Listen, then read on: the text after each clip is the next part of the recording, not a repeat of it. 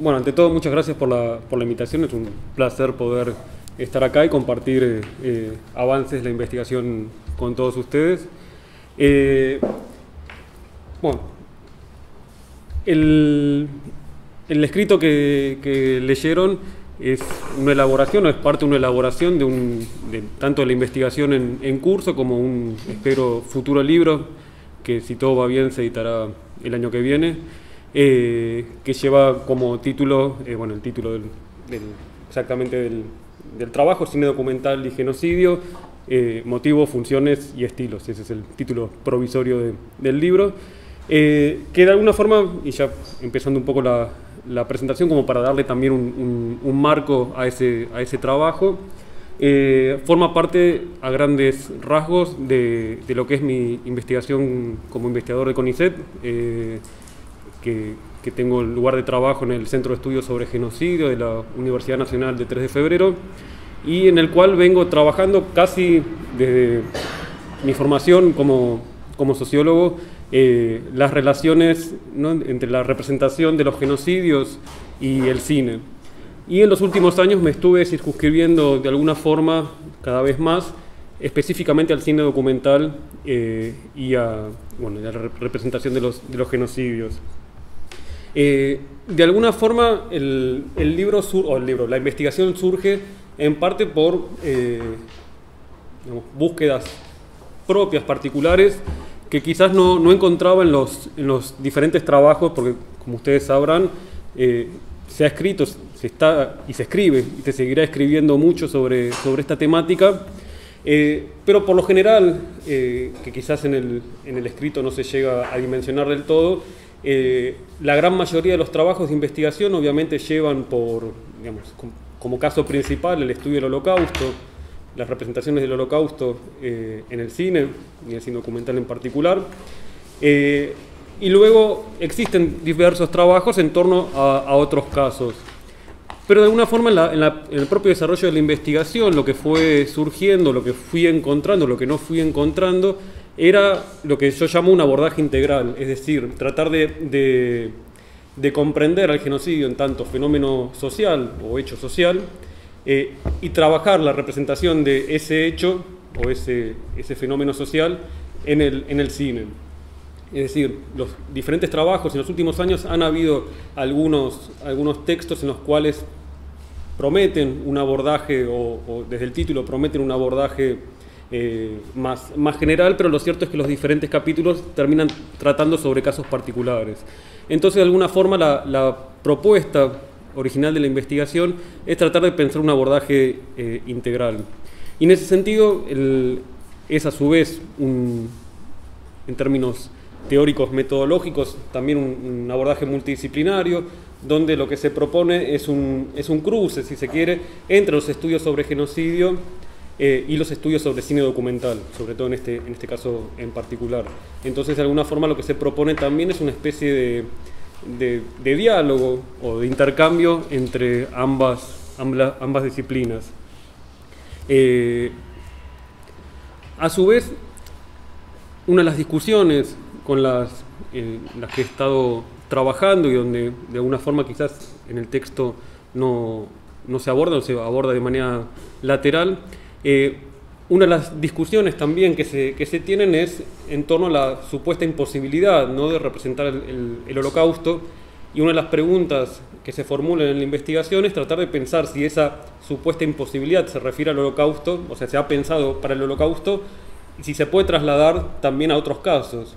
Es decir, por citar una cuestión, se sabe el famoso Traveling Prohibido de Capó, una película de Gillo Pontecorvo que ha suscitado muchos debates, y lo interesante, o el famoso mal interpretado dictum también de Adorno, donde se escribió que no puede haber poesía después de Auschwitz, y lo interesante es pensar, o al ir indagando las diferentes investigaciones sobre otros casos, es que no se encuentra quizás dictums o problematizaciones similares, por ejemplo, para el genocidio ruandés, si no hay supuestamente ningún traveling prohibido para el genocidio ruandés. Entonces, una de las cuestiones es tratar de, más que saldar, es tratar de ir más allá de esa discusión en torno a si es posible o no, o imposible, o incluso pensar la imposibilidad también como propia forma de representación, ir más allá de esa discusión, y de alguna forma lo que se propone entonces es tratar de pensar estrategias de representación del genocidio en el cine documental, porque en última instancia lo que se encuentra es una gran cantidad de títulos que hacen referencia a los diferentes casos, y por lo tanto esa imposibilidad de alguna forma queda contrastada o queda refutada con la cantidad de títulos. Por lo tanto, la idea también de la investigación es dar cuenta de esas estrategias de representación que ha llevado adelante el cine documental para abordar los diferentes casos.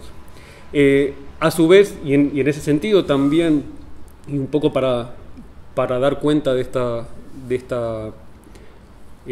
este debate en torno a la posibilidad o imposibilidad o las problemáticas que tiene la representación del genocidio en el cine, y en el cine documental en particular, la idea también de la investigación es colocar la representación cinematográfica en la larga historia de la representación de la violencia en masa, que de alguna forma, como señalan José Emilio Burucúa y Nicolás Biatowski en un importante libro que sirvió también casi de empujón para esta investigación, de alguna forma colocan al genocidio y la representación del genocidio en esa larga historia que ellos arrancan en la antigüedad clásica.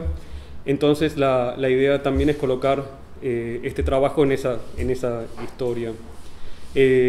A su vez también, tomando específicamente a los estudios sobre cine documental, esta investigación va a entender o entiende principalmente al cine documental como una forma retórica, como una forma de retórica, una forma discursiva, retórica.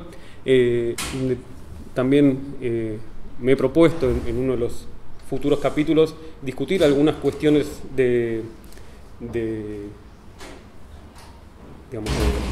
concepción, de concebir al documental para llegar a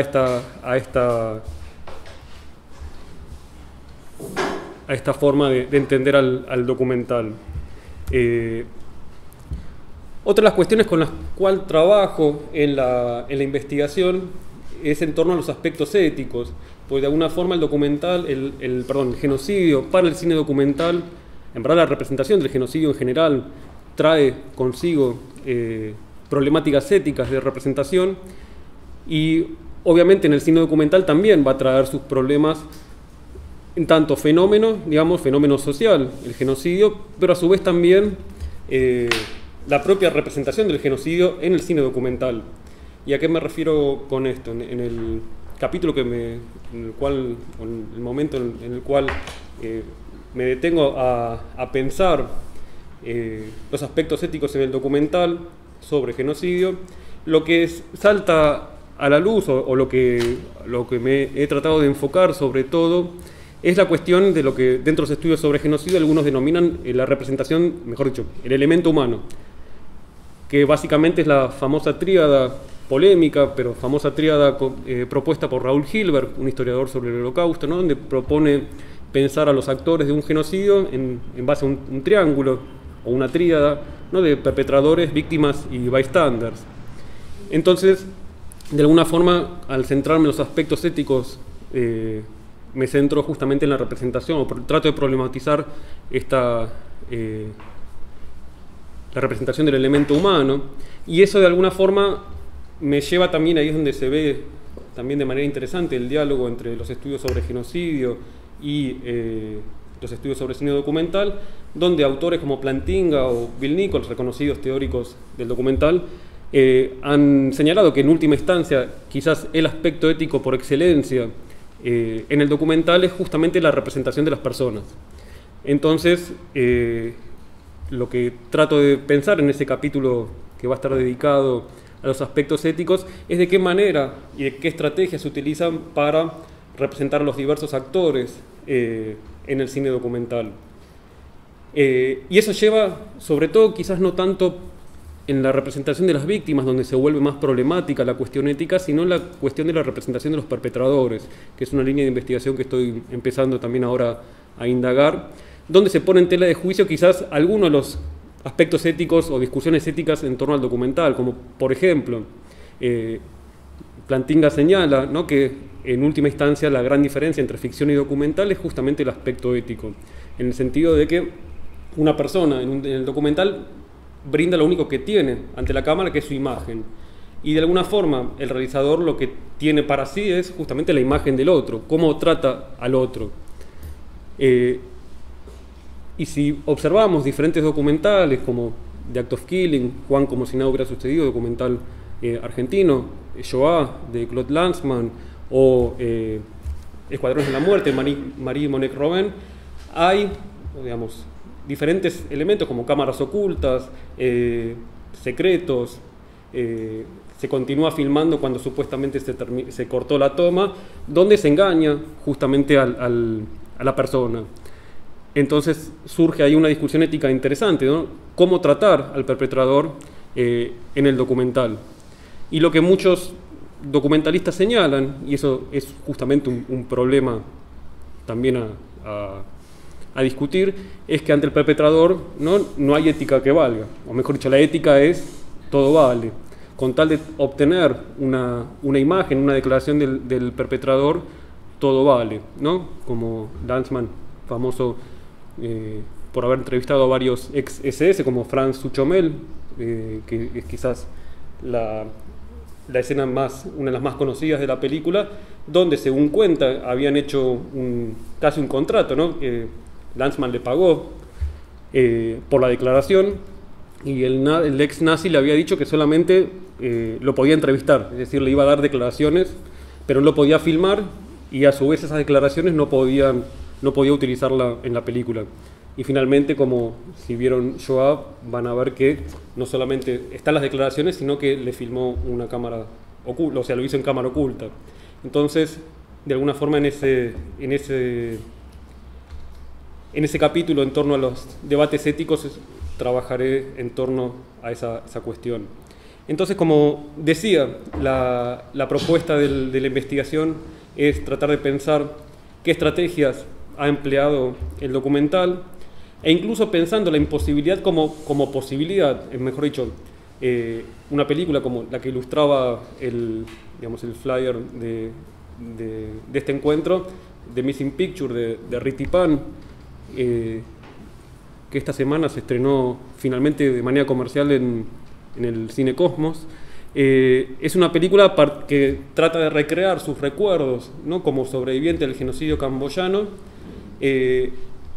y él dice su infancia, que es la que le atravesó durante el genocidio camboyano, es una imagen perdida, y él de alguna forma la estrategia que utiliza a partir de esa imposibilidad, porque no tiene imágenes, tiene recuerdos vagos, es a partir de muñecos de arcilla, ¿no? Entonces recrea toda la historia y la desaparición de su familia, el asesinato de su familia, con muñecos de arcilla. Entonces resulta interesante pensar también, ¿no?, de qué manera, al pensar estas estrategias de representación, ¿no?, la imposibilidad se vuelve una posibilidad, o mejor dicho, la imposibilidad es una estrategia también de representación. Y también la propuesta, en última instancia, también como señalaba antes, y la idea es pensar un abordaje integral, tratar de pensar el genocidio y su representación en el cine documental. De alguna forma la propuesta es desarrollar herramientas para analizar la retórica justamente documental sobre el genocidio. Y básicamente el trabajo que tenían para leer es casi el núcleo, la propuesta central de la investigación, que es pensar justamente los motivos y funciones, que yo lo pienso como dos ejes que actúan en forma conjunta, y son herramientas en última instancia también para pensar estas estrategias de representación, y también como formas o herramientas para caracterizar y clasificar a los documentales. Y a su vez estos dos ejes, ¿no?, los motivos y las funciones, lo pienso como tendencias, digamos, los diferentes títulos citados, más que colocarlos en un espacio estanco, la idea es también que tienden hacia alguna de ellas o quizás se pueden combinar también, ¿sí? No sé, en el caso de Shoah, la de Lanzmann, la que recién mencioné, puede ser pensada en varias funciones, no en una sola, pero en última instancia, como sugiero, quizás predomina una por sobre ellas. Y los motivos, volviendo un poquito atrás, la idea de estos dos ejes, de alguna forma, uno es más narrativo, más relacionado con el relato, que son los motivos justamente, y las funciones se encuentra quizás más asociada a la retórica documental. Decía que los motivos entonces actúan, o los trato de pensar como topos temáticos, no como en última instancia de qué trata cada documental o dónde focaliza en términos narrativos cada documental. Y como habrán leído, ¿no? Uno de estos motivos es el elemento humano, ¿no? Documentales donde de alguna forma se focalizan en esta tríada que comenté antes. Existen documentales donde el motivo narrativo por excelencia son los espacios, ¿no? Como Shoah, por ejemplo. Y existen documentales donde de alguna forma focalizan en términos narrativos de manera más particular en torno a las metodologías de exterminio, por ejemplo. Y por otro lado, las funciones poéticas retóricas, que están inspiradas en las funciones que pensó en su momento Michael Renoff, que es un teórico también del cine documental reconocido, importante, donde él piensa justamente también las funciones para el documental. Y Eric Barlow, que tiene su Historia del cine documental, que es un clásico también, donde le va adjudicando funciones justamente al documental. Entonces no son igualmente los únicos que han pensado estas categorías para el documental, pero son quizás los más canónicos. Mi idea entonces, a partir de esas lecturas, es tratar de pensar o qué funciones pueden ser pensadas para los documentales que tratan sobre genocidio. Entonces yo propongo, y es obviamente para discutir, pero de alguna forma esa es la propuesta, algunas funciones, ¿no? La primera la denomino narrar, ¿no? Donde son documentales que se focalizan quizás en presentar la macrohistoria, la gran historia sobre el caso, estableciendo causas y consecuencias, estableciendo quizás ciertas cronologías, dando cuenta de los diferentes actores, pero donde por sobre todas las cosas, y siguiendo a Plantinga, de alguna forma se hacen preguntas y se responden esas preguntas o esos interrogantes. La segunda la he denominado focalizar, ¿no? Donde, si en contraste a la anterior, si en la primera es la macrohistoria, en esta encontramos más bien la microhistoria, donde se particulariza algún aspecto de esa gran historia. No se busca dar respuestas quizás a grandes interrogantes, sino básicamente exponer alguna cuestión en particular. Otra película de Ricky Pan, S21, por ejemplo, presenta la historia de lo que fue ese centro de torturas y detención, el S21 en Tuol Sleng, ¿no? Y entonces presenta la historia nada más y nada menos que de ese centro. Una tercera función yo la he denominado toma de conciencia o toma de partido, que de alguna forma, si bien todas las funciones están dirigidas al espectador o interpelan al espectador, estas son documentales que de alguna forma tratan de movilizar al espectador, que quizás, y si nos alcanza el tiempo, había traído algunos ejemplos para ver. Son películas que de alguna forma movilizan de una manera totalmente diferente al espectador, o intentan, en términos discursivos, movilizar al espectador de una manera diferente a las anteriores. Algunos de estos documentales son hechos inmediatamente después de los genocidios o mientras estos están teniendo lugar, ¿no? Como los diferentes documentales sobre el genocidio en Darfur, o los documentales que fueron hechos luego de la liberación de los campos de concentración, donde se buscaba lo que muchos autores han denominado la pedagogía del horror. Una anteúltima función yo la denomino testimoniar, ¿no? Donde el testimonio aparece como recurso principal, donde se le da voz a diferentes actores. y algunos documentales, nuevamente como Shoah, por ejemplo, está construida básicamente en base al testimonio. Obviamente Shoah no es la única película, si leyeron el texto van a encontrar diferentes ejemplificaciones.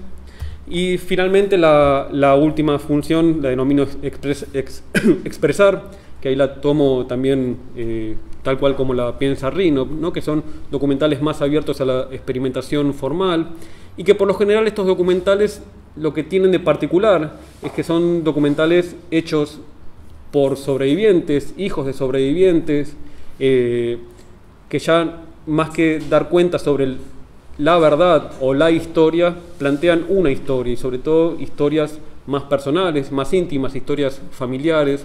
Encontramos aquí también documentales en primera persona y demás cuestiones.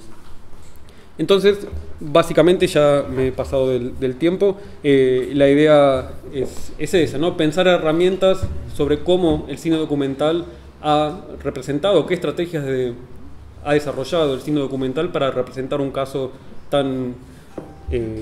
un fenómeno social tan complejo como es el genocidio, ¿no? Como algunos autores lo han denominado, ¿no? El crimen de crímenes. Entonces, esa es la propuesta y el estado actual de la investigación. Bueno, ¿qué tal? Buenas tardes. Gracias por la invitación. Bueno, fue un gusto leer el trabajo. ¿Prendemos la luz? Bueno.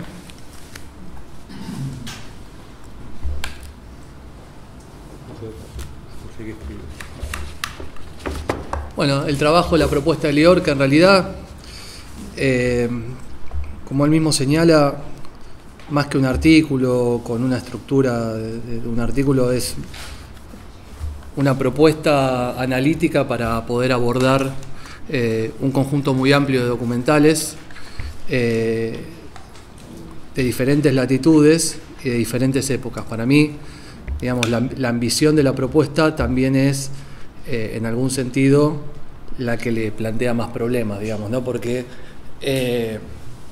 si ustedes leyeron el texto, digamos, el texto es de una erudición importante respecto de y de un relevamiento importante respecto de la cantidad de documentales que se van citando, los diferentes contextos de producción, las diferentes problemáticas que cada uno de ellos trata, e incluso hay algunos que están muy referidos a una noción de genocidio que está, digamos, aceptada y definida como genocidio, en el caso armenio, evidentemente, en el caso judío también, pero hay otros documentales u otras ejemplificaciones que, como en el caso argentino, la discusión respecto de la propiedad de hablar de genocidio o no es un poco más ambigua, o en todo caso es un poco más peliaguda respecto a lo que se ha escrito sobre eso, ¿no es cierto?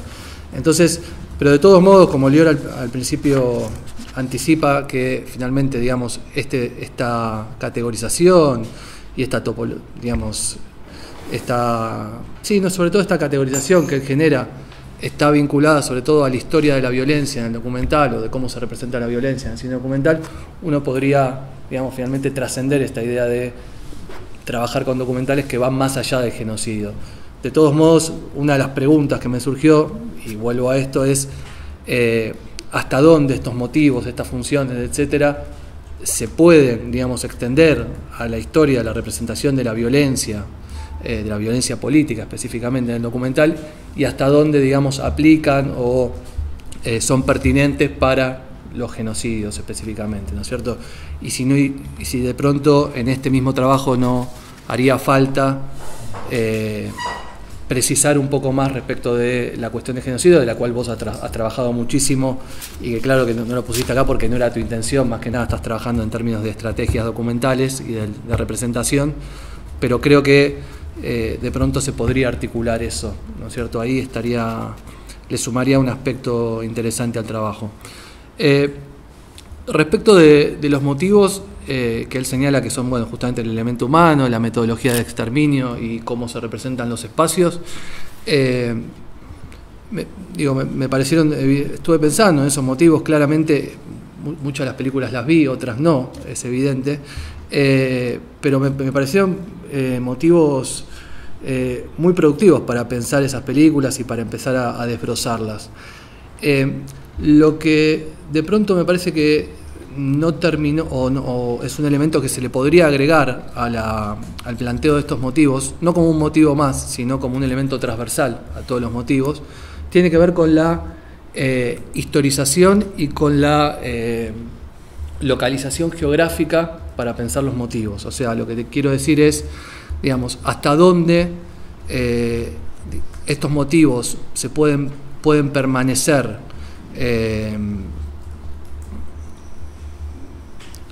uno podría decir, pueden permanecer inamovibles o pueden permanecer congelados en documentales que están enraizados en diferentes tradiciones nacionales, por un lado, con básicamente influencias culturales, literarias y pictóricas que son muy diferentes, y hasta dónde también no sería interesante pensar, desde que empiezan a surgir todas estas películas que vos estás trabajando, vamos a decir, las primeras empezás a hablar del 45 aproximadamente, hasta películas que están hechas el año pasado, hasta dónde no sería interesante empezar a ver cómo se dan la combinatoria de estos motivos o cómo se van desplegando estos motivos en la película, pensándolo en términos de una historización del 45 para acá y cómo se van combinando, cómo se van desarrollando esos motivos respecto de cuáles son los intereses que en la inmediata posguerra, digamos, aparecieron en las películas, cuáles son los intereses que a partir de las discusiones de los 80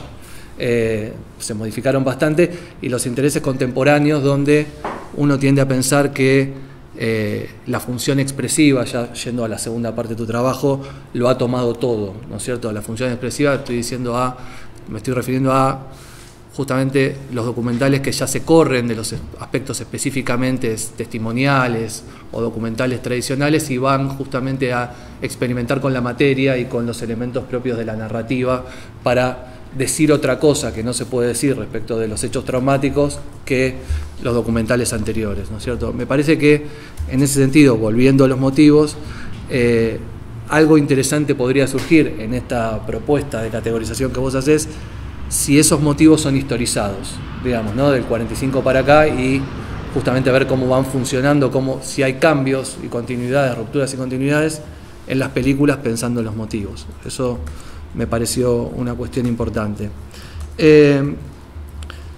A partir también de la lectura del trabajo, digamos, también como, no sé, entendí este espacio como para poder agregar o para sumar cosas a esta propuesta que vos estás haciendo respecto de los motivos y funciones en la relación documental y genocidio.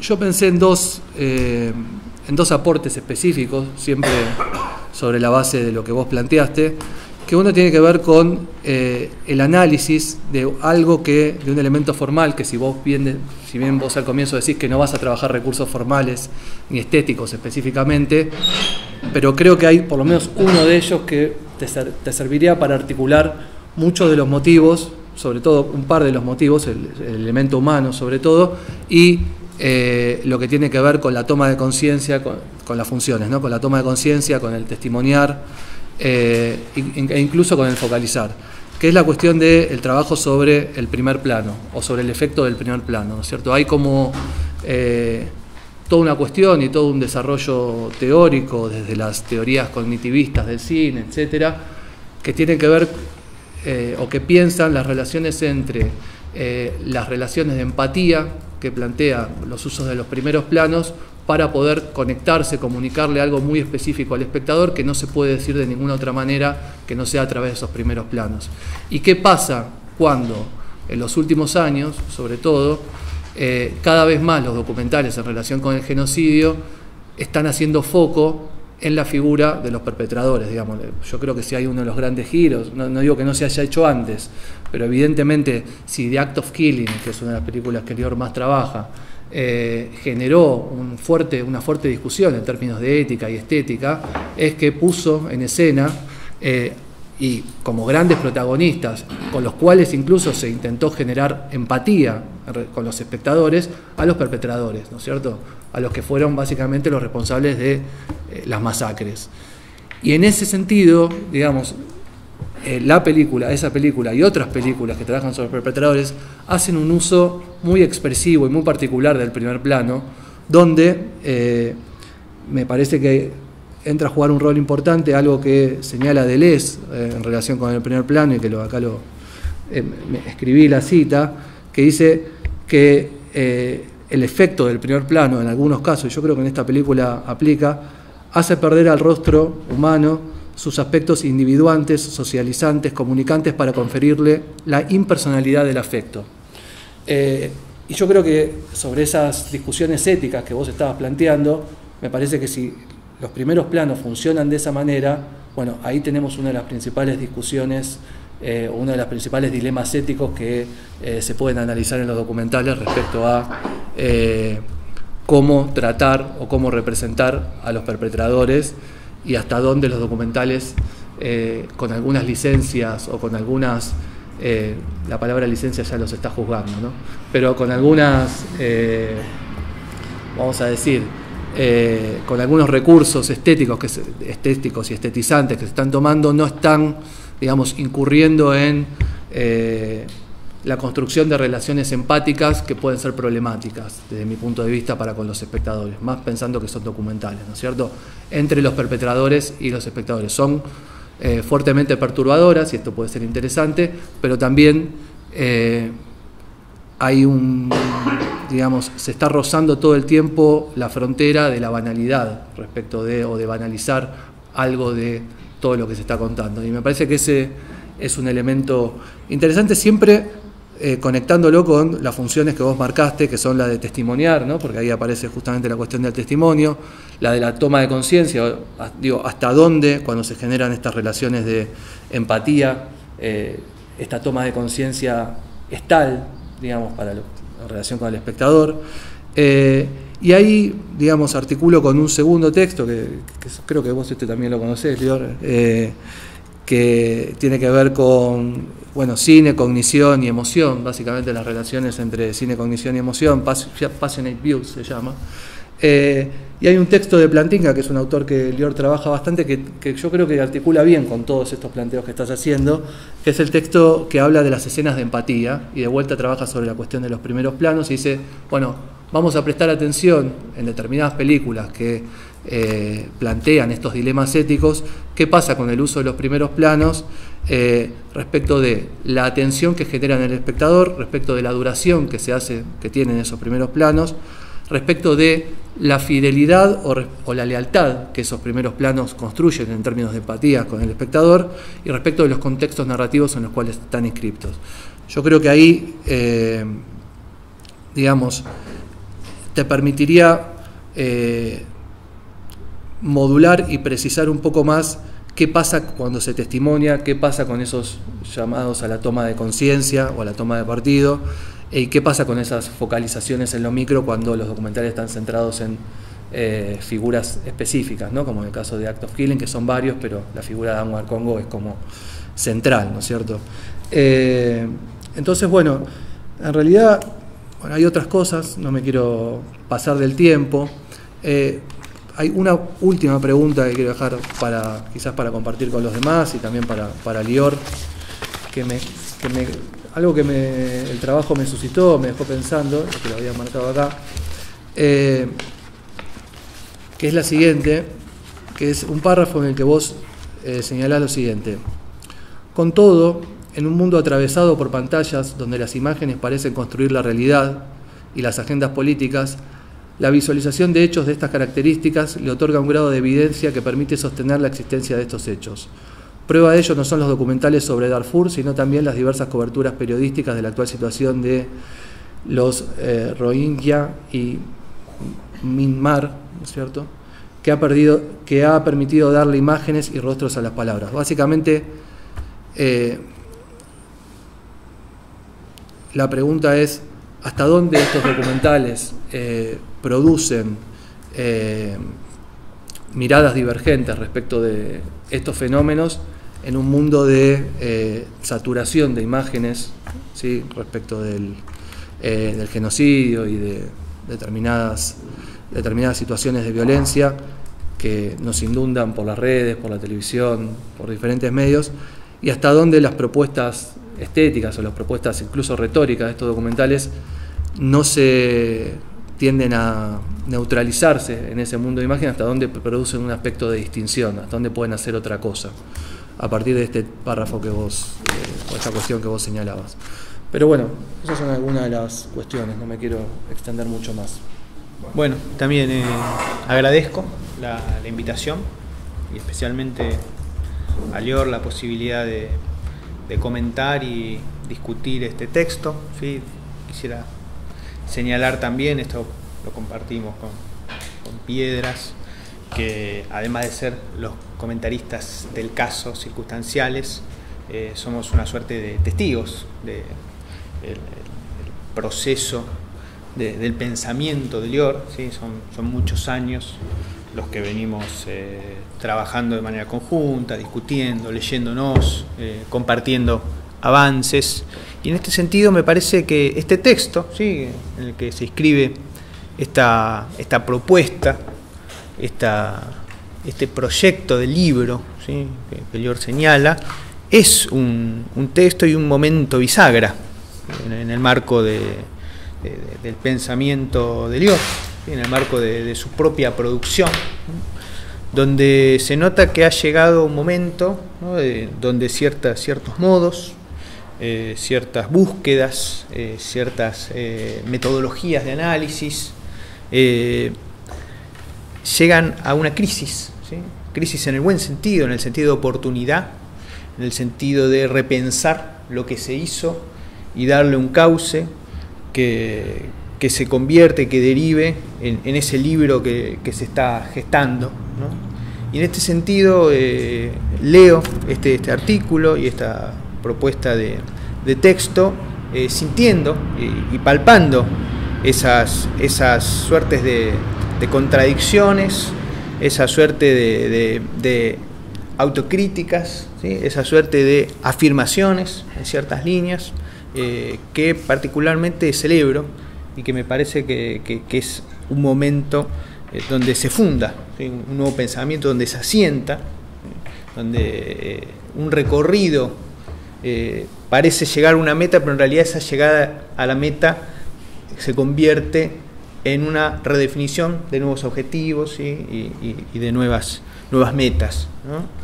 Entonces, tal vez mis recomendaciones, mis análisis y mi búsqueda, lo que fui viendo, tenía que ver menos con tratar de categorizar, historizar, ¿sí?, afianzar ciertas lógicas de pensamiento académico que son muy válidas, ¿sí?, en el propio proceso de elaboración de un pensamiento, que son, tal vez uno puede, ¿sí?, pensar que Occidente no existiría sin estas metas científicas, cientificistas, de categorizaciones, ¿sí?, de fundación de ciertos parámetros a partir de los cuales se establece lo verdadero, ¿sí?, y en las cuales nos inscribimos, ¿sí?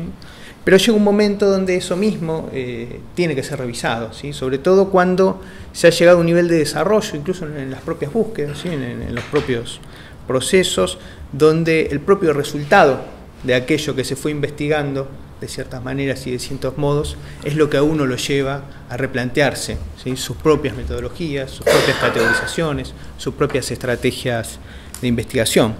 Por eso lo que veo acá, lo que valoro, lo que quisiera destacar para una lectura o relectura o discusión también y apertura, es justamente estos distintos niveles, esta ambición que Lior tiene, que así enuncia, un texto ambicioso, que atraviesa distintos niveles, ¿sí?, en su texto, ¿sí?, germen de su libro.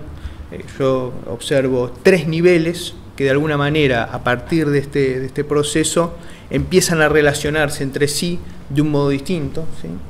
Estos niveles son, ahí se puede ver en el texto, en primer lugar el tema, ¿sí? Yo he trabajado el tema de genocidio de manera casi integral, ¿sí? Es un experto en el tema genocidio, ¿sí?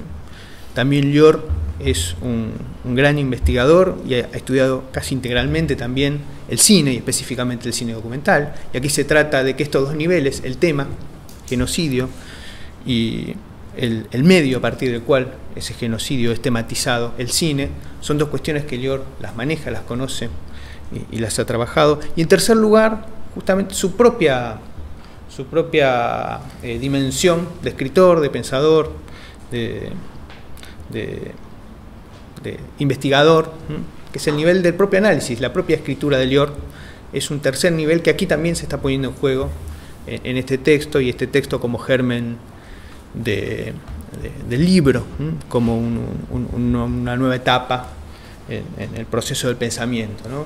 Y de alguna manera lo que observo, que estos movimientos que se dan en estos tres niveles tienen una articulación, un tema, entre otros, por el que yo observo, que se da con más claridad y que a mí también más me interesa, un tema que los atraviesa, de alguna manera que los articula y que hace que esas articulaciones tengan esa singularidad que es la que se expresa en este texto, que es el problema de la verdad.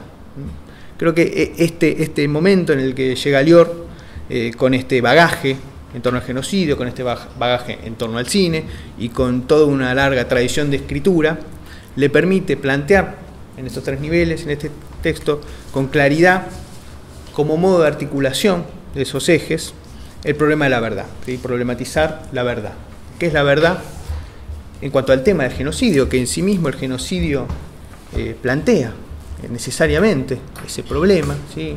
Yo lo he estudiado, ahí se enuncia, pero el tema genocidio siempre está atravesado, y sobre todo en Occidente, por el problema de la verdad, porque es un tema, yo lo decía en relación a esa frase atribuida a Adorno, es un tema que es muy difícil para la tradición occidental y sobre todo la tradición occidental heredera del iluminismo, concebirse a sí mismo como productor de un genocidio. El genocidio pone en crisis la propia ilustración y la propia construcción moral, ética, sí, pero también construcción de la verdad en Occidente. Que el genocidio sea verdad pone en crisis la ilustración y el pensamiento occidental.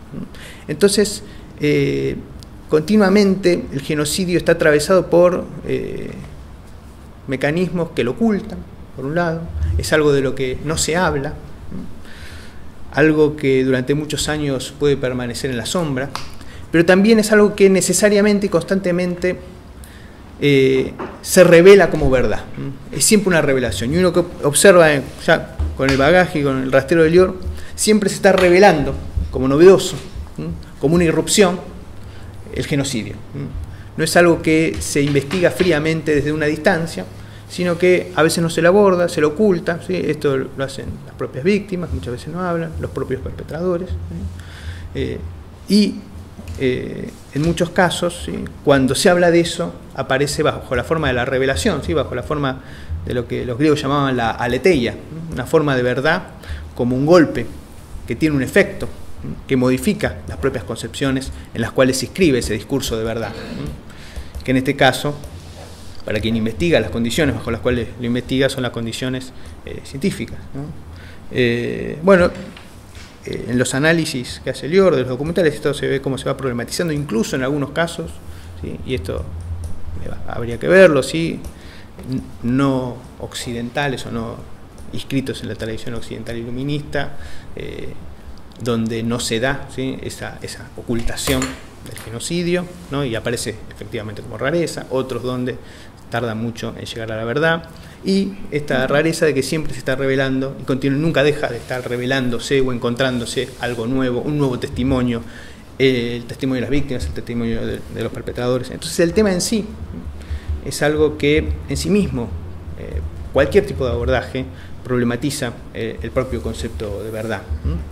En segundo lugar, el cine documental. ¿Sí? El cine documental se funda sobre yo ahora hablaba, esta diferenciación entre la ficción y el documental, se funda sobre la modalidad, yo ahora decía retórica, de afirmar un discurso que se presenta con una imagen y sonido que se presenta como verdadera. Y de allí las modalidades, a partir de los cuales se puede llevar a que el discurrir de una película diga una verdad acerca de algo, ¿no? Y en este sentido, la combinación entre un discurso verdadero, audiovisual, el discurso verdadero audiovisual por excelencia, que es el documental, cuando se conecta con esta problematización de la verdad, que es el genocidio, por un lado a veces permite que se pueda abordar bajo ciertas modalidades, ¿sí? Ese acontecimiento Pero sobre todo, y esto es lo que hace lo que lo vuelve singular y lo que hace que haya muchísima y haya una proliferación de documentales sobre genocidios, lo que sucede cuando se aborda desde estas modalidades del discurso de la verdad occidental, que es el cine documental, el genocidio, es que el propio abordaje hace que se afecten, se vean afectadas. La propia revelación del genocidio como tema lleva a que se afecte la propia modalidad del discurso verdadero del documental como modalidad. Entonces esto hace que emerjan modalidades híbridas, ¿sí? O que ciertos recursos estéticos o recursos formales que en la ficción funcionan de una determinada manera, ¿sí? En la tradición del cine funcionan de una determinada manera, puedan aparecer, ¿sí? En sí mismos, ¿sí? Pero cumpliendo justamente una función distinta en la medida en que trabajan sobre un tema que afecta a los propios fundamentos sobre los que se asienta el discurso de verdad del documental, ¿sí? Y el tercer nivel que destaco y que justamente acá hay una riqueza, es que estas propias hibridaciones, estas propias modificaciones que el tratamiento de un tema singular y cómo ese tratamiento singular singulariza el propio medio a partir del cual se lo trata, que es el cine documental, esto también afecta a la propia escritura. Y de aquí la riqueza de la propuesta de Lior en cuanto no se propone, y él lo decía y lo destacaba, yo lo subrayo, no se propone elaborar compartimentos estancos, ¿sí? Categorías fijas, ¿sí? Sino que justamente elabora categorías que se van modificando a sí mismas, que hacen que muchas películas aparezcan en distintas categorías, uno puede decir aparentemente opuestas, o que se despliegan ciertas características de una modalidad que el propio análisis de un documental pone en cuestión, ¿no? Entonces la propia elaboración de las categorías que hace Lior, el propio desarrollo que hace de los motivos y las funciones, se ve afectado por el tema, por la singularidad del tema y por el modo en el que ese tema es capaz de afectar el medio a través del cual se lo estudia, y en este caso el análisis, el pensamiento de Lior sobre ese tema abordado por ese medio también se ve afectado al elaborar las categorías que aparecen en su carácter también retórico. No son categorías que uno pueda decir lógicas, analíticas, científicas, ¿sí? Sino que la propia retórica de lo documental, afectada por el tema particular que aborda, el tema singular que aborda, afecta la propia retórica de la escritura, de un pensamiento que llega a un determinado nivel de despliegue en cuanto al análisis específico, que se ve llevado a reformular y a refundar las propias categorías de ese pensamiento. Entonces, en este sentido, mi recomendación o mi comentario lleva a desplegar aún más, ¿sí? estas categorías, desligarlas, si se quiere. No es ignorar la historia, es imposible ignorar la historia, es imposible no establecer categoría de pensamiento, pero hacer que la singularidad del tema, que el modo en el que la singularidad del tema afecta el medio y la propia retórica de análisis, permita desplegar incluso ese pensamiento al punto tal en el que la propia noción de representación del genocidio puede incluso verse afectada. Y creo que en ese sentido es un texto, Germen, y el libro que vendrá, y que espero que justamente por esto sea una serie de libros, que puede ser una apertura no hacia restringir el análisis hacia una definición del genocidio, sino que así como incluso el tema se va hibridando desde el genocidio hacia formas de genocidas no definidas o hacia violencia en la pantalla, más allá de que sean o no genocidas, que es un modo de análisis, un modo de abordaje sobre los modos de representación, los modos de la verdad en la representación de determinados temas, y sobre todo a partir del cine documental, es un modo de análisis que permite pensar, ¿sí? Y esto también abro la pregunta, ¿no? Pensar ya no como una modalidad de análisis del genocidio, de la violencia, sino una problematización del documental como discurso de verdad, del documental como representación. ¿Hasta qué punto esta puesta en crisis de la representación que permite el genocidio no tan establecido, o la violencia, permite replantear, repensar la propia dimensión de la representación del documental, más allá de que el tema sea efectivamente un genocidio o la violencia, ¿sí?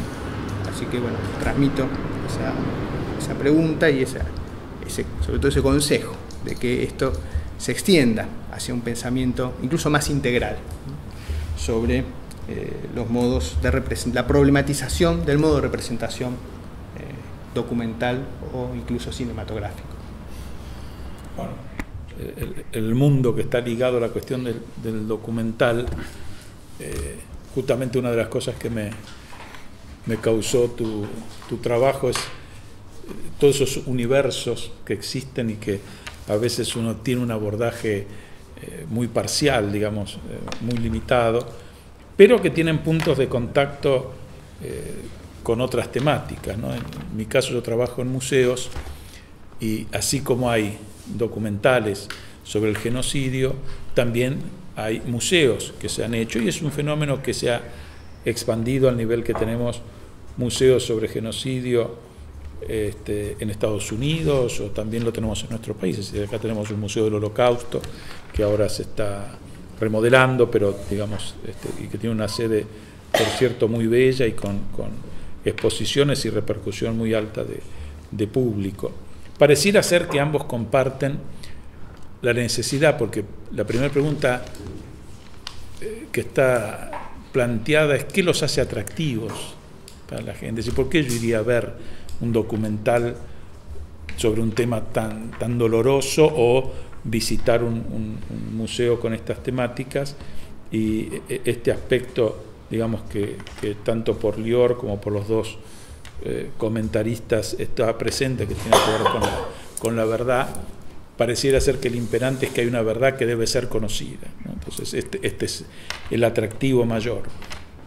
Pero es muy difícil, y ahora haciendo el correlato con los museos, el hecho de cómo se puede patrimonializar el tema del genocidio, ¿no? Es decir, este conflicto que de alguna manera está presente en tu trabajo, a mí me lo hizo evidente un fotógrafo que trabajaba sobre el tema de los museos y de la función que tiene un museo para la propia comunidad en cuanto a sus aspectos de identidad, donde puede conocer y recrear la identidad, para el extranjero como si fuera una ventana que conoce una realidad ajena, y hasta incluso esta situación que tiene que estar también presente, que es la de vender, ¿no es cierto?, algún tipo de souvenir como para lograr subvencionar, digamos, algunos de los costos, y que en este tipo de museos es difícil. ¿Quién se quiere llevar un souvenir de qué? Es decir, ¿cómo lo hago para que alguien quiera llevarse ese recuerdo, ¿no? Es decir, planteaba todo un desafío. Y él decía que esto surgió a partir de una experiencia personal, ¿no? Es decir, el papá de esta persona había estado en un campo de concentración. Entonces se le ocurría que era una buena acción, es decir, para hacer conjuntamente, de ir a ese lugar, es decir, los dos, él con el afán de fotografiarlo, pero para que también estuviese el testimonio por parte del padre. Bueno, es decir, llegan, van a un hotel, se tienen que encontrar al día siguiente para hacer esto, y cuando va al campo de concentración, gran parte de una infraestructura de madera la habían incendiado, entre ellos el padre. Y él, digamos, pero fue una situación de asombro, impresionante, pero ¿por qué hiciste eso? Y el padre, de alguna manera, por supuesto no estoy citando, pero como la idea de decir, para vos es muy importante documentar, para vos es muy importante que esto permanezca en la memoria. Yo que fui, digamos, partícipe de esto, es una forma de lavar un poco el odio y tener la posibilidad como de vengarme, por así decirlo, por lo que pasé ahí adentro, ¿no? Entonces la pregunta es decir, bueno, ¿qué hace uno frente a ese elemento, ¿no? Ya sea para hacer un documental, ya sea para hacer un museo o para la memoria, porque en última instancia tiene que ver. Entonces digo, es un tema tan difícil, ¿no? Porque de pronto uno quiere conservar, es decir, Alemania mismo hoy se debate el hecho de tener un museo de la situación nazi o no, es decir, es muy difícil. Y sin embargo, por otro lado, ¿cómo no tenerlo si forma parte de la memoria, ¿no? O acá mismo hemos tenido toda una discusión con la cuestión del Museo de la Memoria, que no termina de cerrarse el hecho de que está bien o mal que se tengan. Y digo, estos problemas que están planteados, me doy cuenta que ya sea en el mundo documental, que trabajan ustedes, porque todos están de alguna manera trabajando sobre ese tema, y que se puede trabajar en los museos, tiene estos puntos de contacto, ¿no? Esto quería expresar. Mario. ¿Yo también? Bueno. Yo quería zafar, porque la verdad que estoy intimidado con el tema. Y a la vez profundamente interesado, ¿no? Profundamente interesado. Por de pronto, valdría la pena mencionar, y por eso traje este análisis acá, donde hay un artículo de Lior, que, digamos, si bien no es lo más frecuente en nuestro seminario de crítica, de cualquier modo el problema de la imagen y publicaciones relativas al sentido, entre otros matices, al sentido histórico de la imagen, es un asunto que estamos tratando en el Instituto, y en ese sentido la presentación de Lior es totalmente pertinente y natural, que incluso daría, a mí me da un poco de pena que tengamos nada más que el formato del seminario de hoy para discutir estas cuestiones, ¿no? Así, pero quiero decir, ahí estamos con eso.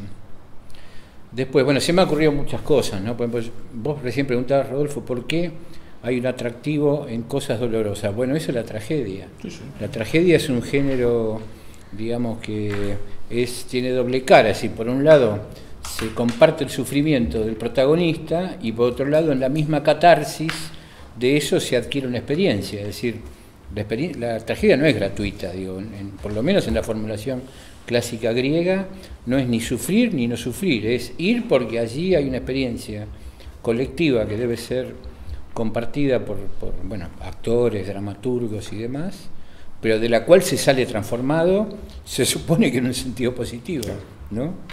¿Por qué? En un sentido didáctico. Es decir, el público asiste, no sé, a los desastres de Edipo con la hipótesis genérica de que sale aprendiendo de la tragedia. Es decir, yo creo que el atractivo está ahí, ¿no? Lo que pasa es que la palabra atractivo misma es una cosa, ¿no? Pero digo, hay un sentido en esa experiencia. No, yo básicamente lo que quería decir era, digo, yo mismo estoy un poco intimidado respecto a cómo sintetizar un comentario sobre todo esto, pero la principal hipótesis sería, bueno, finalmente todo esto es la historia, y lo único que nos está, digamos, en principio generando algún tipo de dificultad es la comprensión de los diferentes medios representativos que puede tener la historia. Nosotros estamos acostumbrados al medio representativo textual discursivo, al medio representativo de la imagen, que es el que Hayden White llama ya no la historiografía, sino la historiofotía, es decir, la historia hecha según las imágenes. Y bueno, y acá se pone de manifiesto que está toda la versión que no deja de ser historiográfica, historiofótica del cine, ¿no? Y va bajo su género particular.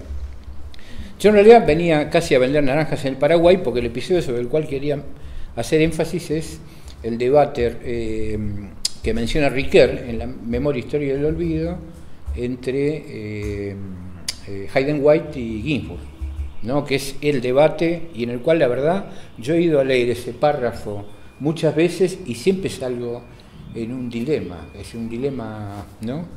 Digamos, como una especie de aporía, uno no sabe para qué lado, cómo seguir pensando eso, ¿no? Porque el problema está centrado Primero, quiero decir, toda historia es apasionada. Lo que pasa es que no es solo en el caso del genocidio. Siempre es apasionada. Lo que podemos discutir es si hay niveles de intensidad mayores y menores, pero siempre si la hacemos es porque algo nos está llamando de ahí. A mí casi me degüellan acá en un seminario de crítica hace 4 años, cuando yo sostuve, a propósito de un tema mucho más liviano, que era la historia de la Universidad de Buenos Aires, que la historia es un hecho ficcional. Y los 2 historiadores se me tiraron a la yugular de inmediato, porque habían sido tocados en esa especie de monopolio de la certificación de la verdad que tiene la historia convencional, ¿no? Pero bueno, ahí viene Hayden White, es decir, que evidentemente Lior tiene bien presente, y me da la impresión de que ahí hay una cuestión retórica mucho más general para estudiar, que no debe, digamos, ponerse como asunto estanco del cine, de la foto, sino que la retórica es un asunto general y tiene que ver justamente con el drama, con la metáfora, ¿no? Y que ahí está la clave para entender cómo construimos esas cosas y cómo nos llevamos con lo que construimos. Alguien me hizo notar alguna vez que Aristóteles menciona la retórica y todos sus tropos, la metáfora, etcétera, en 2 libros, no solo en uno, en la poética, que es el libro del arte, y en la política, que es el libro de, como su nombre lo dice, del manejo de las cuestiones del bien común y todo eso. Es decir, que la retórica es poesía y recreación de la realidad, pero también es persuasión del otro, y ahí me parece que está un poco el problema de la verdad que estamos teniendo, ¿no? con la construcción de la historia. Así que lo que yo quiero decir es, tenemos ahí un entorno que podríamos empezar a conectar en una discusión más integrada entre los retóricos del cine, que francamente no son los que nosotros frecuentamos, y los que llamaríamos los constructores del giro retórico en la historia propiamente dicha, tipo White, o agregaría, que está mencionado acá, Rancière, en El espectador emancipado y todos esos pequeños trabajos de Rancière, ¿no?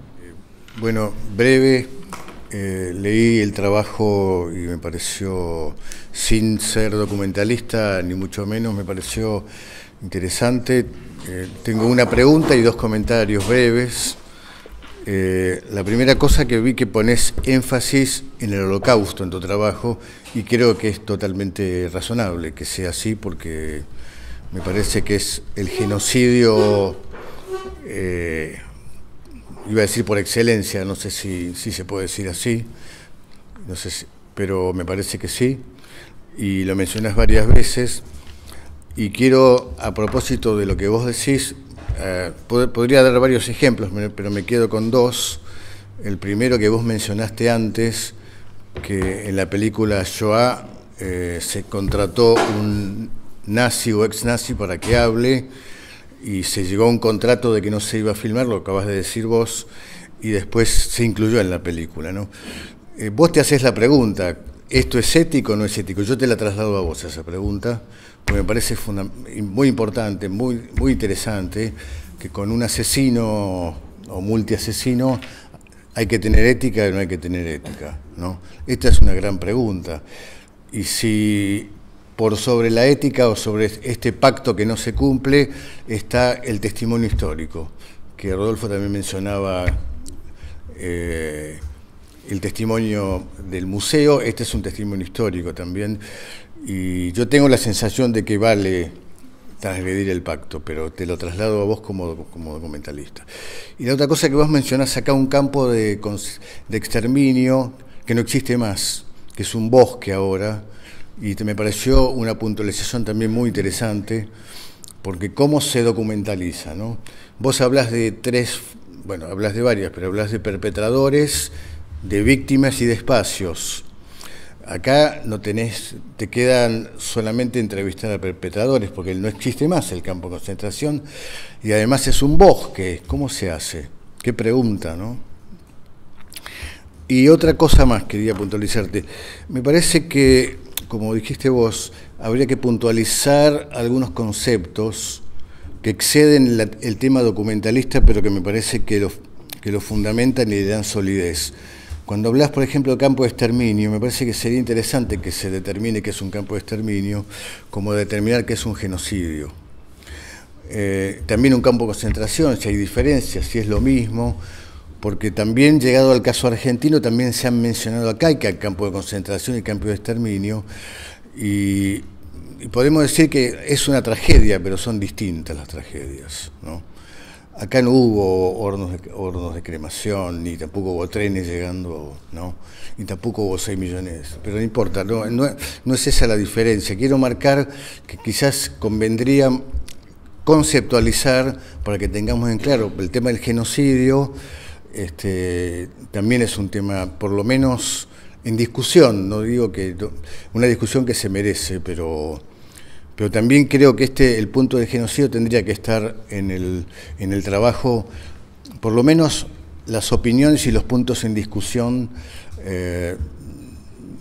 quizá tu opinión o también la de observadores o analistas, ¿no? Eso también me parece importante.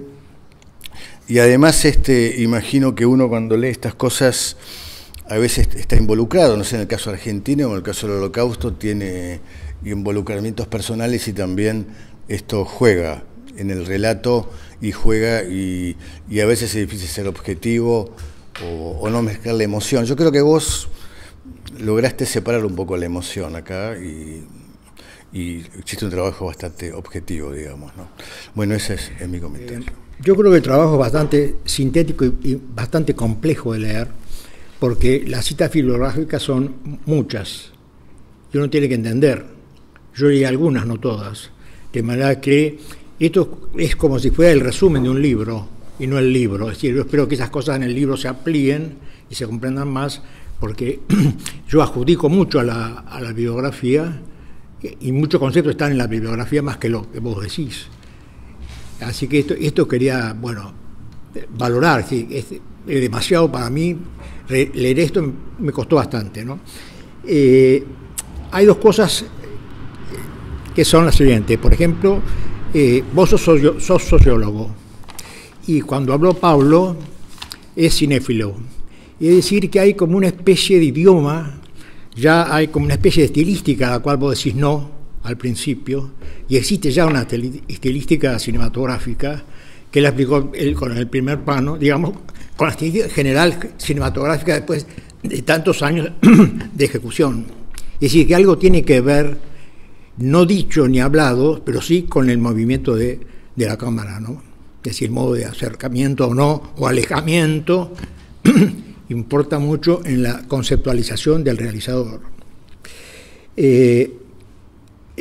Yo leí la totalidad del libro y después me acordé que tenía el libro de Pablo y fui al punto 5, donde la protagonista Ana Roslich dice que en el punto 5 hay que leerlo porque es revolucionario o cambiante, digamos, ¿no? Bueno, vos seguramente lo habrás leído, yo leí recién esta mañana, y creo que un poco ahí está como la situación de que, digamos, el tema de lo que vos llamás la verdad, ¿no? y la ética, digamos, ¿no? Es decir, que cuando uno se enfrenta con estos temas, el fuerte shock que uno siente tiene que haber una ética para encontrar una verdad, pero la verdad no es siempre la misma. Va variando con el tiempo, digo yo, ¿no? Va variando con el tiempo de la perspectiva de la social que la enfoca. Entonces no hay una sola verdad. Para mí hay muchas verdades. Y no se acaba nunca. El tema del genocidio, la Shoah no se acaba nunca. Es decir, que siempre se puede encontrar un modo de lectura diferente. Pero yo te recomendaría que vieras también la parte de esta cinematográfica, porque a mí personalmente me influye mucho en la lectura de los documentales el tipo de la forma estilística que están usando, porque la gente en general esa estilística no la estudia, no la comprende y se deja involucrar en ella, y no hay que dejarse involucrar, ¿no? Creo que, bueno, eso es todo. Bueno, ante todo, muchas gracias por la lectura, por los comentarios de ambos comentaristas. Sí, bueno, a ver si puedo... Respecto a algunas cuestiones que muchos señalaron, que creo que son unas casi en común, obviamente el texto la idea es que sea un capítulo justamente de ese futuro libro, y en la forma final del libro supuestamente hay un capítulo específico en torno a definiciones, que obviamente no las traje a colación en este texto porque formaba parte obviamente de otra parte de ese libro. Pero hay algo igual interesante también, que eso es lo que problematizo al momento de las definiciones, tanto sobre el documental como, mejor dicho, tanto genocidio como documental, es que en cierto sentido los dos grandes temas, ¿no?, el documental y el genocidio, al interior de sus propios estudios particulares, son, digamos, tienen y siguen teniendo al día de hoy discusiones por la definición, digamos, por entender el propio objeto. Es decir, en los estudios sobre cine documental, no todos, pero los grandes teóricos de alguna forma se dedican en sus primeras páginas a tratar de definir qué entiende por cine documental.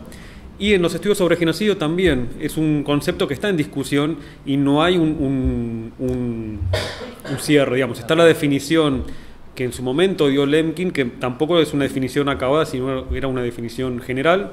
Está la definición que toma las Naciones Unidas en el 46, y después está la definición que toma Naciones Unidas cuando ya genera sanciona la...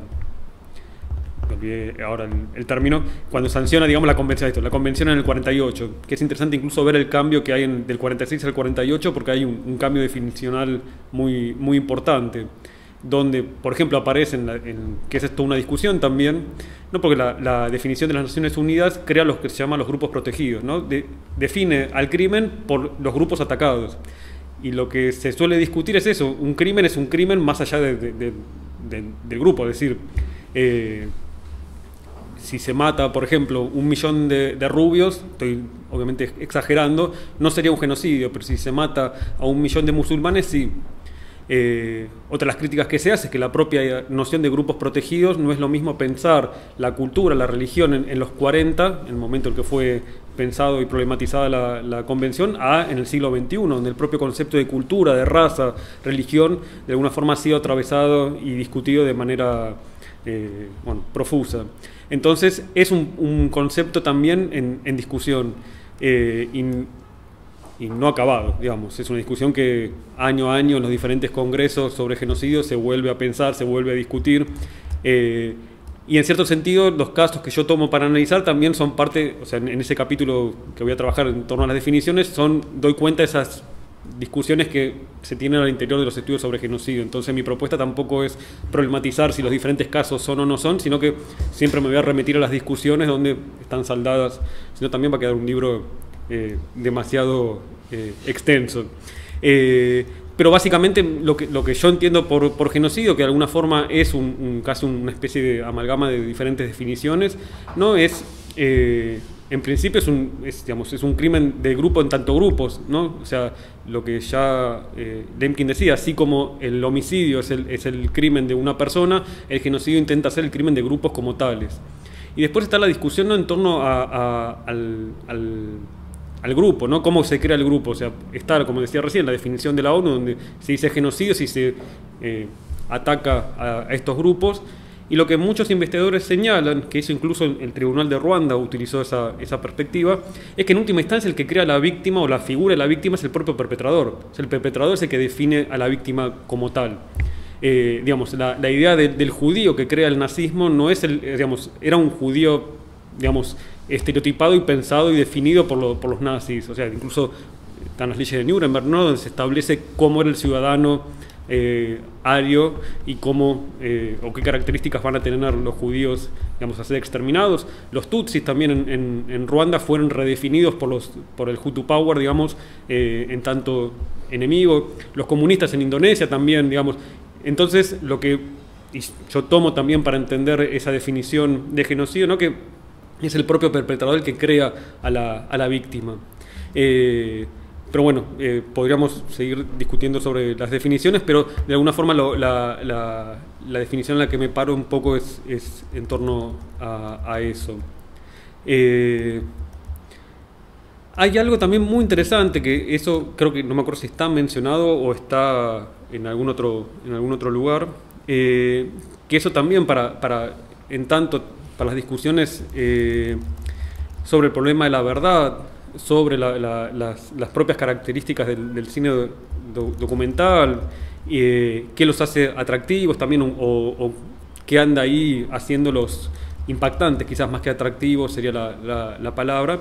Es pensar que también, ¿no?, de qué manera el propio genocidio o la propia problemática de la representación de fenómenos de estas características impulsa también a llevar las fronteras del cine documental un poco más allá, ¿no? Y eso va también para pensar la propia historización, que es una tarea a hacer que me parece interesante y quizás ya tengo proyecto para más adelante, ¿no? Cuando surgen estas formas, ¿no? Porque The Act of Killing, ¿no?, una película donde básicamente el perpetrador o los perpetradores del genocidio en Indonesia son los protagonistas y donde recrean sus propios crímenes para la cámara.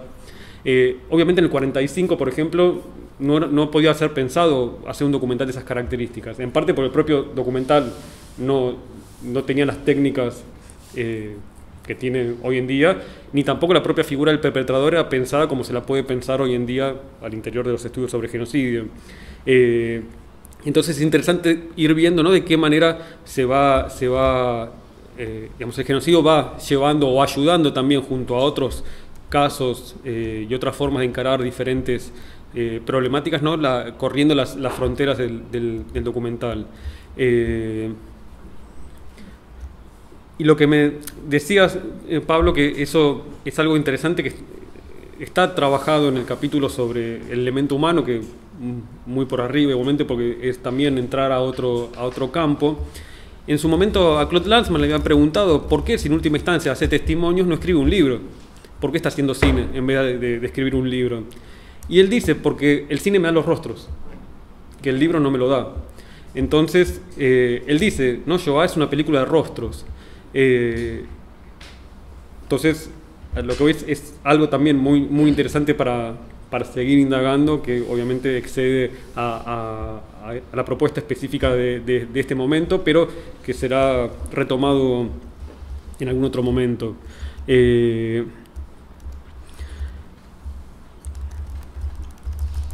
Hay algo también que fueron mencionando, y retomo también en parte también a la cuestión de la verdad y el problema de la verdad, que eso también es algo que he problematizado no tanto en los documentales, sino cuando indagué específicamente la representación del genocidio ruandés en el cine, sobre todo en la ficción.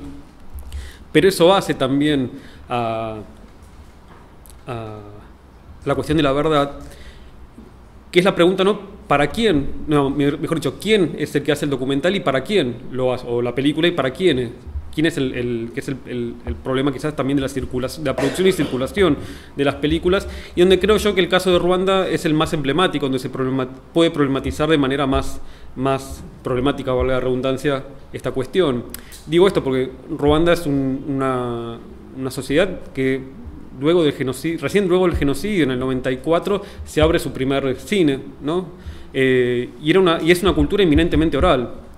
Entonces la pregunta es por qué tiene que haber cine sobre el genocidio ruandés en una cultura, ¿no?, donde digamos, predominan las canciones, predomina la historia oral. Entonces una de las discusiones digamos, que han planteado muchos, ¿no?, es como que se entiende también a la representación del genocidio ruandés casi como una especie de cine colonialista, ¿no?, donde es otro el que habla por otros. Entonces hay algo ahí también interesante para pensar.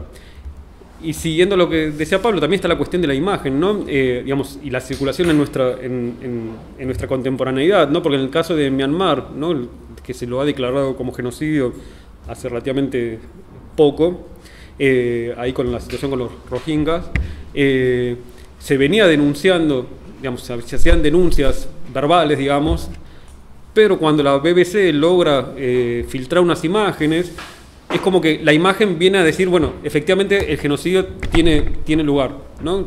Como que la palabra queda en nuestra contemporaneidad, digamos, sin potencia, sin fuerza, y la imagen es la que viene a asegurar que eso que se estaba diciendo era verdad. Entonces es interesante también para problematizar eso, e incluso para preguntarse qué sucede con casos ya no quizás de genocidio, sino sobre violencia en masa, ¿no?, donde no hay imágenes.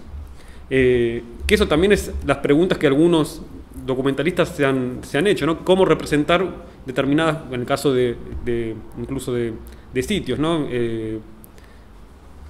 Digamos, campos de exterminio donde hoy en día son bosques, cómo representar lo que sucedió cuando no hay nada. Y ahí Lanzmann justamente documenta esa nada a través del montaje, ¿no? Resignifica en Shoah, ¿no? Esos espacios vacíos, esos bosques, a partir de estos montajes paralelos que hace, ¿no? Entre testimonio y sitios, y esos sitios son, en cierto sentido, resignificados a partir del testimonio.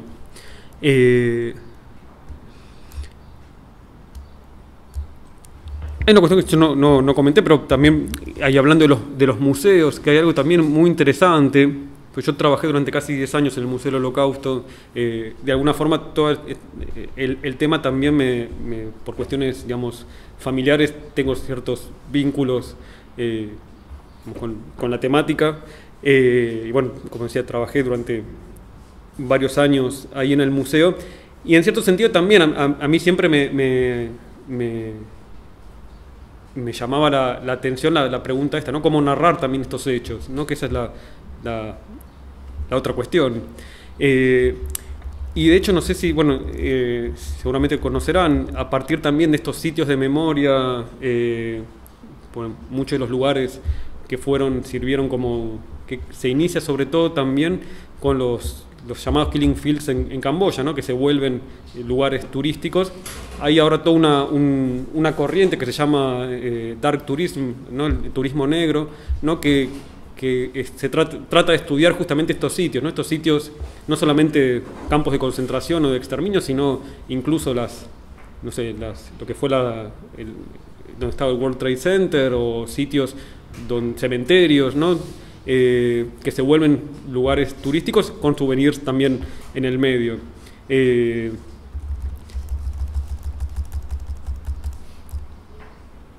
más había?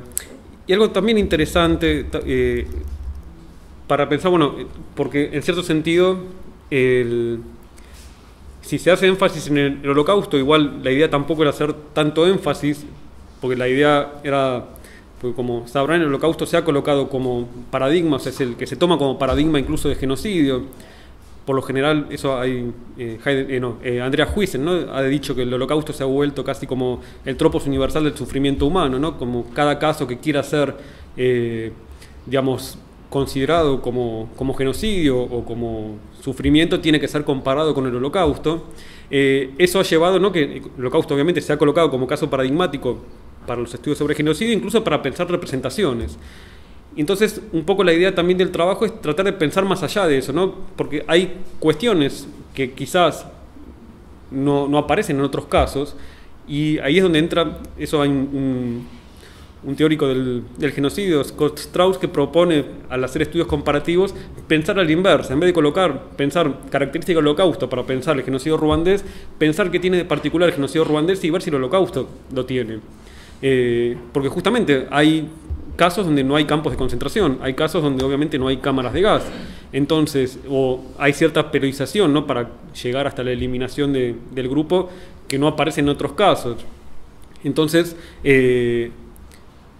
la idea un poco era romper con eso, pero a su vez el problema también que hay, que es una realidad, es que el Holocausto es el caso que más títulos tiene, ¿no? Annette Insdorf, en un libro, en la última edición de su libro, que es del 2003, señala que sobre el Holocausto se han producido casi 1.500 películas a nivel mundial. Es un número. Y en ese sentido, la discusión en lo largo de la investigación no la traigo, pero sí la tengo presente, la de Hayden White, que en su momento esa discusión se generó en la conferencia que había organizado Saul Friedlander en torno a los límites de la representación, que como subtítulo puede llamarse también "Péguenle a Hayden White", porque justamente ahí lo que casi se pone también en crisis el propio método Hayden, o la propia perspectiva de Hayden White, cuando se le pregunta, bueno, cómo pensar toda esta cuestión de ficción, digamos, de la ficción con el Holocausto. Que eso es interesante para volver a pensar qué es lo que lo hace impensable, digamos, esa imposibilidad, ¿no? Para ser pensado, para ser representado, esa discusión en torno a estas situaciones límites que tiene el Holocausto y no otros casos, ¿no? Y ahí es donde Hayden White creo que no lo pudo terminar de resolver, pero igual es interesante esa discusión. Que eso lleva, pensando a la idea de historiofotía, ¿no? De qué manera hay ciertas películas, ¿no? Además de la de Lanzmann, que han sido tomadas por la academia, colocándolas casi en un lugar de privilegio junto a obras, digamos, históricas importantes. Digo, para analizar el síndrome de Vichy, Henri Rousseau, un historiador francés, toma, ¿no?, como a una película de Marcel Fools, Marx era el padre, Marcelo Fools, como punto de inflexión, ¿no?, para entender este proceso histórico vivido en Francia. Y en los últimos años las películas de Oppenheimer han generado un revuelo político en Indonesia muy interesante, que quizás nadie lo había generado antes, ¿no? Porque de hecho la película fue prohibida en Indonesia, obviamente, y la entrada de él al país también. Pues no sé si han leído algo sobre esa película y por qué es tan polémica.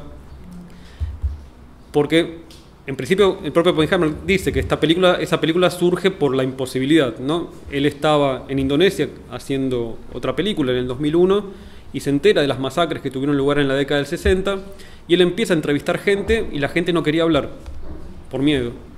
¿Eso es de Act of Killing? Ese es de Act of Killing. Y básicamente le dicen, si vos querés saber lo que aconteció en los 60, habla con la gente que mató, que gustosa te va a hablar. Y efectivamente, cuando él encuentra finalmente al protagonista de The Act of Killing, Oppenheimer cuenta que era la entrevista número 43 que había hecho. Y así él estuvo 10 años filmando la película a través de la estrategia del engaño, de alguna forma. Y cuando se estrena la película, que ahí también es muy interesante la manera en que el propio director militó la película. De hecho, en diferentes foros de estudios sobre genocidio se empezó a hablar nuevamente del caso de Indonesia, y que eso es algo muy parecido a lo que pasó, por ejemplo, con el caso de la lista de Schindler, salvando las diferencias, ¿no? De qué manera una película logra imponer en la agenda cultural, en la agenda incluso de la historia, temas que quizás no se hablaban, no se discutían. Y para terminar, la cuestión ética igualmente es todo un tema, en parte también porque lo que muchos autores señalan, ¿no?, que el documental no tiene un código ético, o sea, no hay un código ético como puede tener la medicina u otras prácticas, y en última instancia hay problemas prácticos, ¿no?, en términos de, qué hacer con la imagen del otro, ¿no? Uno no puede en principio difundir imágenes que otros no quieren, digamos, varios. De hecho, Lanzmann cuenta que él quiso filmar también con cámara oculta a un miembro de un Einsatzgruppen, ¿no?, de los que formaron las milicias que fueron fusilando judíos en la invasión de la Unión Soviética, y descubrieron que tenía una cámara oculta y básicamente lo terminó en el hospital. Y le pusieron, los abogados de la familia les puso una orden de restricción, y Lanzmann igualmente estaba convencido de que si lo tenía que volver a hacer, lo iba a volver a hacer, y de hecho lo terminó haciendo. Entonces la cuestión ética también pasa por la propia pericia y capacidad del realizador, no tanto del que analiza la producción, sino del propio documentalista, hasta dónde puede llegar. Marie-Monique Robin contaba que ella, cuando estuvo entrevistando a varios militares argentinos y chilenos, incluso con cámara oculta, él sabía que tenía miedo. Ella decía, eran entrevistas con miedo, las hacía con miedo. Oppenheimer también, él sabía que le estaba pidiendo que recreen sus crímenes a gente que eso que estaban haciendo lo habían hecho y lo pueden volver a hacer. Entonces la cuestión ética en ese sentido creo que es más una cuestión del propio realizador que del analista. Que igual es interesante porque en última instancia también abre a otras preguntas, ¿no? ¿Qué se puede mostrar? ¿Hasta dónde mostrar? No todo lo que fuera pedagogía del horror digamos, en todos los documentales que intentaron hacer los aliados luego de la Segunda Guerra, ¿no? Donde se mostraban los cadáveres de manera más cruda, que era la idea del shock, ¿no? Shockear a la población alemana sobre todo, es obviamente una posición y una postura. Darle voz a los perpetradores también es porque de alguna forma también se ha construido una forma de relatar, ¿no? Que en principio la víctima parecería tener la verdad, pero los perpetradores también tienen su verdad, que eso trae toda una serie de problemas, no solo en términos digamos, éticos, sino qué significa escuchar la voz de un perpetrador. Pero bueno, quizás hay algunas cuestiones más que se me escapan de las cosas que me comentaron, pero nuevamente les agradezco los comentarios, la atenta lectura. Como decía, es una investigación que, si bien este es un poco lo que decía Diego, es un momento quizás de esta investigación, pero que se siguen abriendo caminos, y parte de algunas cosas que me comentaron creo que son líneas para seguir pensando, y que bueno, no se cierra en esto, sino que es una primera aproximación, una primera propuesta metodológica analítica que espero que el tiempo me dé para seguir trabajándola. Así que bueno, eso, muchas gracias. Okay.